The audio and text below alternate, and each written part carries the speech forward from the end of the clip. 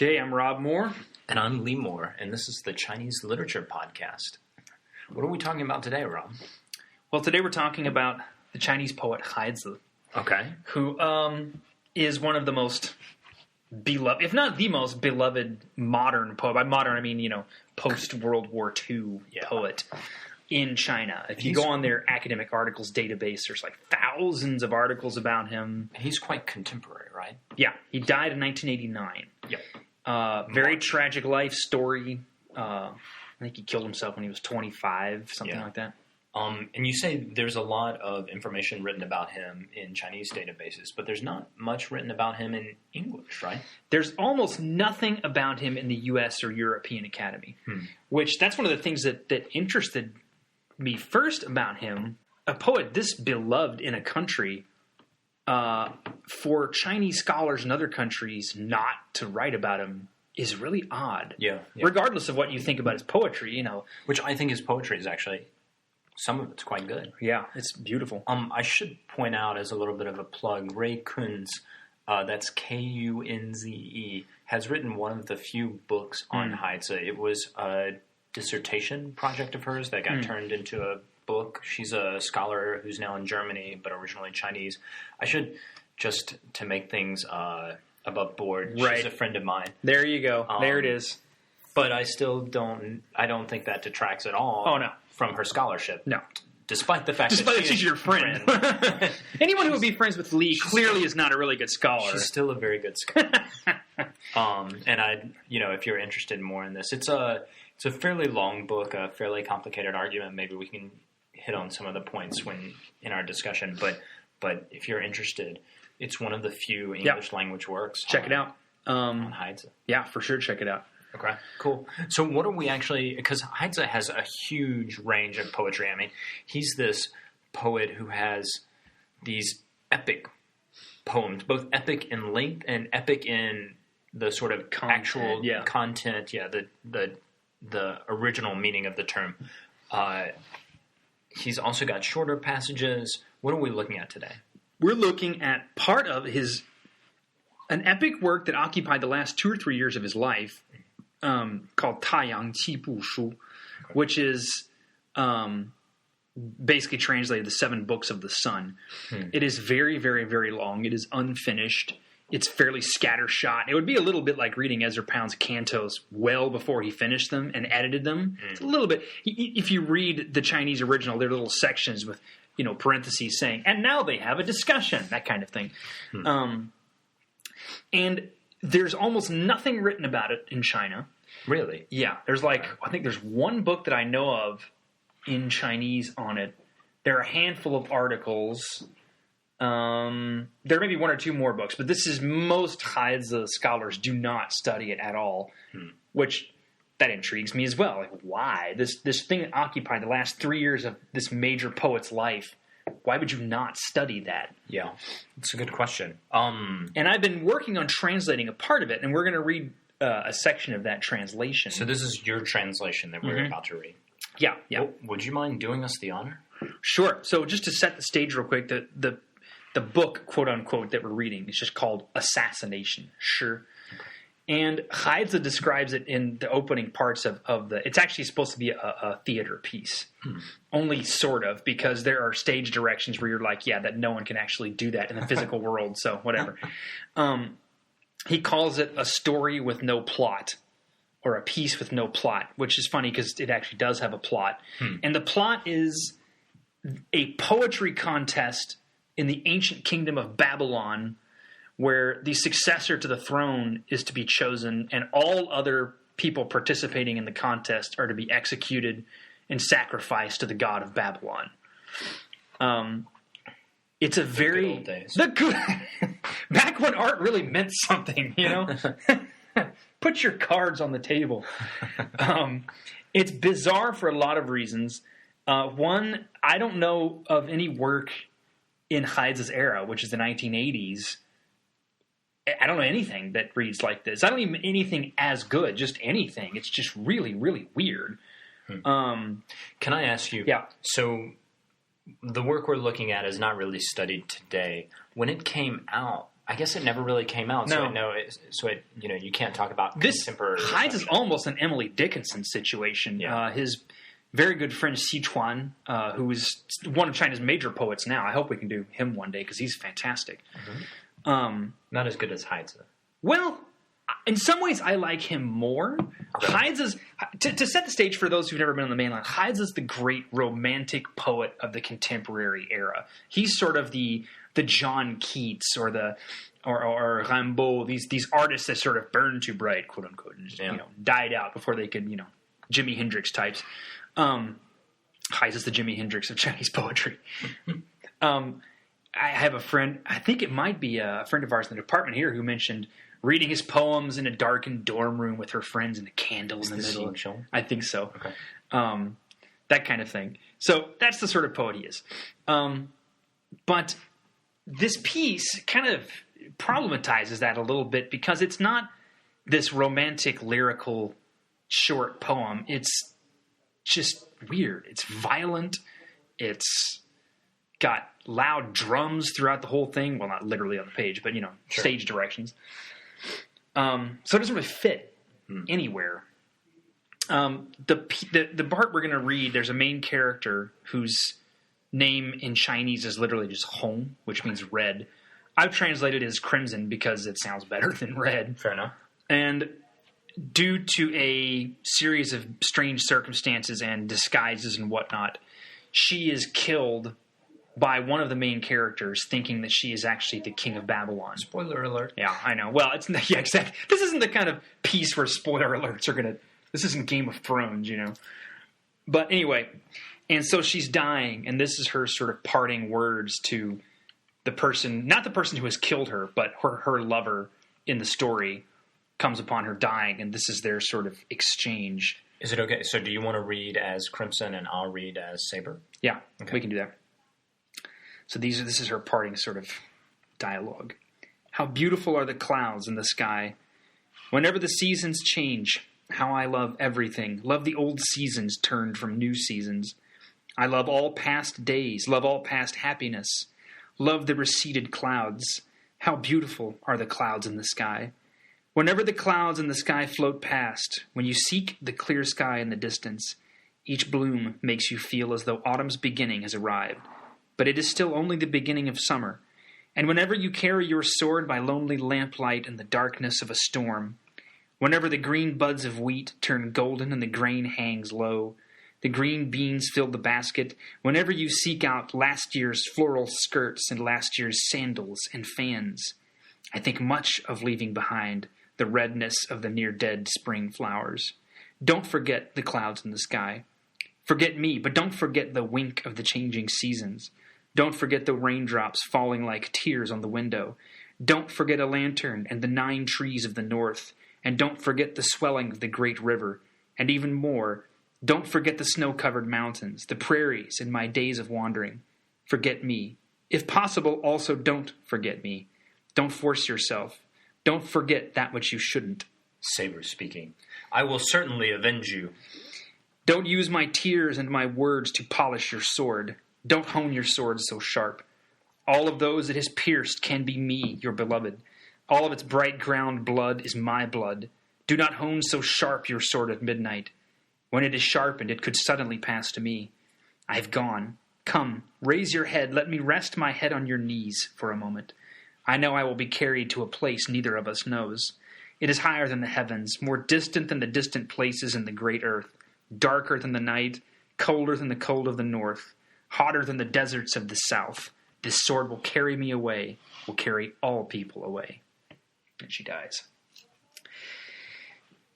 There's a number of things that are interesting here, which we'll talk about, because you've read, I don't know if you've read Zhui Kunz's book. I have. You have read the whole thing. Okay, great. So you can talk a little about that. But one of the questions about Heise is why he's presented the way he is. He's typically presented as apolitical, as in he's the great pure poet who withdrew to the country and just wrote poetry. They use the phrase that they call him a pure poet, Chen Cui. And since you've read Zhui Kunz's book, you can tell us a little bit about that. But she has a problem with that. Yeah, Kunze Ray, I'm just going to call her Ray. R-U-I, just to clarify. Ray really made the case, and it's, I think, a good case to make that, a lot of this. So Haizi committed suicide in March of 1989. Right. And obviously, those of you all familiar with contemporary Chinese history know that in April of 1989, in April of 1989, the protest in Tiananmen Square began that culminated June 4th, 1989. So Ray argues, and this is very much a simplification, but she argues that this has been, because he was not touched politically, he was not affected by that. So he's been kind of they're able to incorporate him into textbooks and other kind of ideologically laden material. And so I think this push to make him this pure poet is actually some ways just because he's a poet who they can deal with, who wasn't tainted by that. Because everybody at the universities, in the university system was somehow affected one way or the other, whether they were for it or against it by the 1989 protest. And because the June 4th protest and the massacre that came on the night of June 4th have become this defining, I would say the defining event in contemporary Chinese political history, it's very hard to talk about it at all. It's pretty much ignored. Yeah. In fact, I think a lot of my mainland friends, my Chinese friends would say, well, it's actually not that important. We don't really know that much about it and we don't talk about it. But I think in some way that's why it's so important, is because no one is able to talk about it. So Haizi becomes this figure who you can say he's a pure poet. He's not political at all because he was not involved in that. And so you're able to kind of make him into this thing, which he wasn't. I think he was, to a certain degree, political. I forget how Ray argues that or what her exact position on that is. Well, and I haven't read the whole book either, and so you can stop me if I'm getting this wrong, but I think one of her points is that arguing about him in this way, as this pure poet, also helps to kind of shore up the power structure itself. Because, and this could just be me extrapolating from her argument, but because if you can all agree on this one canonical poet, that sort of lends aesthetic depth to the Communist Party, saying look, we appreciate good art. We can all agree on this particular artist, this particular writer. I think that may very well be correct. Like I said, I haven't read it in a while, but I think that is definitely true, whether or not Ray makes that point. And I'm very sympathetic to the argument that because he died when he did. I remember being at Nankai University in Tianjin, and everyone I talked to in my program in modern Chinese literature, or almost everyone, saw Haizi as the aesthetic pinnacle of modern Chinese poetry. But what's interesting, let me get this real quick, because the chronology is interesting. He's sort of the last major poet before things collapse. And after they do in 1989... When you say before things collapse, you mean politically? Politically. Okay. But it's interesting because even our professors, when they would talk about this, would say things like, well, after 89... But the momentum going into 89 was full of hope. People thought things are changing. We could actually do this. And to see them come crashing down, a lot of the idealism, a lot of the sort of high-flown goals for art and democracy kind of collapsed with them. And with it, a lot of the poetry, a lot of the poets and writers had to start making hard decisions. Well, we can keep up the fight, so to speak, or we can just kind of settle in because clearly it's not going to work anymore. Yeah, exactly. And I think a lot of people made that choice, go make some money. One thing I want to point out, so it's not only a political collapse, but it's also this kind of inward turning. There's something so incredible about the greatest Chinese poet of that era talking about Babylon. It's an incredibly weird thing. Yeah. And Ray points this out. He's very familiar with a lot of Western philosophers, people who you would know them, but I don't really understand them. But, there's something very strange. Like, I can't imagine that as even possible today. Like, no one knows anything. Everything in contemporary China, it's my reading, is turned towards itself. It has to be about China. No one knows or cares anything about Babylon, and even like knowledge of, let's say, the West, where a lot of Chinese students study, or knowledge of Africa, where a lot of Chinese workers work in, is incredibly superficial, and it's only kind of a very grudging knowledge, in that they know what they have to, but then they're kind of like done with it. And that's a movement that kind of kicks in towards the end of the 80s. I won't say, completely, but they're in the late 70s, after the Cultural Revolution ends in 76, a lot of the poetry that has been underground sort of bubbles to the surface. And in the late 70s, people like Bei Dao and Gu Cheng and Duo Duo begin collaborating on a journal called Today, 今天, which they basically just start nailing up all over town. And it was very self-consciously not like the other kids. Like, it wasn't like a lot of the other poetry happening. It was very much informed by T.S. Eliot and Baudelaire and some of the greats in the West. And that's an incredibly political move in and of itself. I mean, it's a mark of that age, the 80s in China, when anything seemed possible, and they were taking things from all over. But it's just so... It's so fascinating. And it's one of my favorite eras to read for this reason. It's one of the reasons why my two major interests are this period and the late Qing, because this is happening in the late Qing dynasty as well, late 19th century. Yeah, there's definitely a parallel there. But what I was going to say is, towards the middle of the 80s, there's sort of a backlash against this. And you have other poets like Yu Jian who start saying, actually, I'm kind of tired of using Western sources, and I'm going to reject everything that they do, including the so-called Misty School, the Menglong Shi. And I'm just going to write what reads like found poetry almost, just about stuff in China. I'm not even going to use metaphor, he says, which that's debatable, but whatever. So that's the atmosphere in which Haidt is writing his poetry, which, like you say, his choice of Babylon as a setting, what in the world? But it's also why it problematizes this great lyrical poet of the countryside idea. I think one of the reasons this poem may not be studied all that much in China is just, it's hard for people to care about Babylon. I mean, some of his more famous short lyrical poetry is much more open. It's not really clear where some things are located. But it's just hard to deal with. I mean, I think it's fantastic. I particularly love the line, if I could. Yes. Don't use my tears and my words to polish your sword. Yes.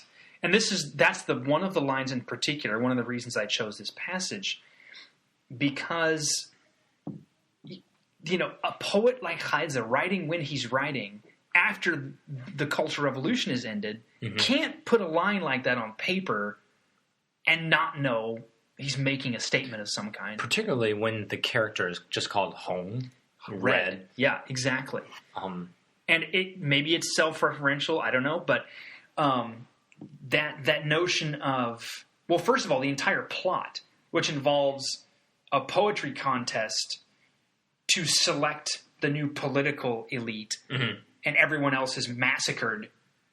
Again, the idea that Haidt just wrote this as a pure poetic experiment in the 80s, I don't think so. That doesn't happen like that.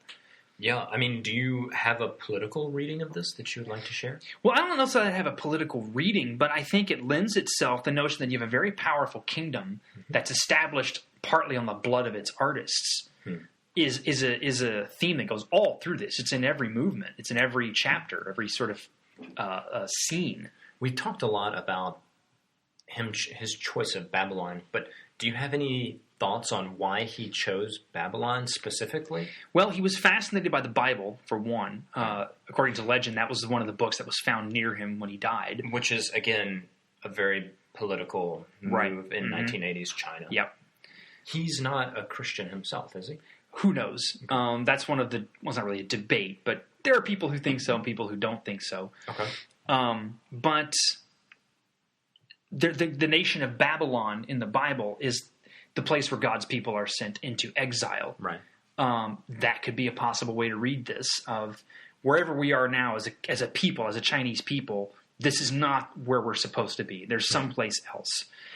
And Heidze very self-consciously throughout the epic refers to almost Neolithic history. He brings in religious rituals and pagan sacrifices as though to sort of wind back the clock completely to a place when none of these sort of nations and states and whatever even existed. It was just pure existence, I guess you could say. Okay. So when we get to the end of this, and a character like Crimson is cautioning people, do not use my death, my tragedy, as an excuse to commit violence. I mean, she says, don't hone your sword so sharp.